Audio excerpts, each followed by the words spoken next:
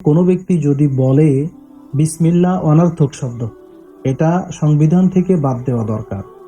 শরীয়তে এমন ব্যক্তির হুকুম কি? এই বিষয়টি নিয়ে সংক্ষিপ্ত আকারে বিস্তারিত আলোচনা করার চেষ্টা করব। আমা তাওফীক ইল্লা বিল্লাহ।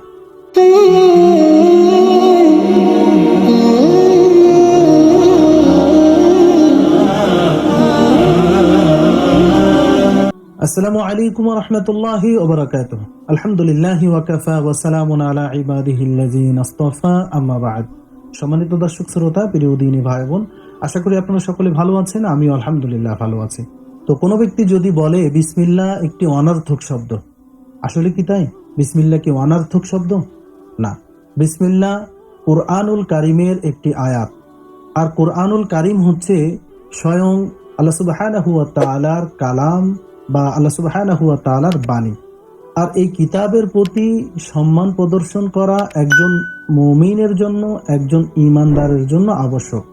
সুতরাং কোনো ব্যক্তি যদি কুরআনুল কারীম বা কুরআনুল কারীমের কোনো একটি আয়াতকে তুচ্ছ তাচ্ছিল্যের সাথে প্রশ্নরূপ কথা বলে, তাহলে তার ঈমান থাকবে না।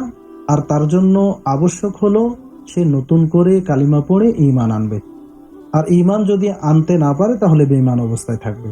আশা করি আমরা বিষয়টি পরিষ্কারভাবে বুঝতে পেরেছি। ভিডিওটি শেষ করার আগে সকলের কাছে একটি অনুরোধ, ভিডিওতে একটি লাইক এবং মন্তব্যের ঘরে আপনার গুরুত্বপূর্ণ মন্তব্য পেশ করতে পারেন। আপনার লাইক এবং কমেন্ট এই ভিডিওটি আরেকজন মুসলিম ভাই বোনের কাছে পৌঁছাতে গুরুত্বপূর্ণ ভূমিকা রাখবে ইনশাআল্লাহ।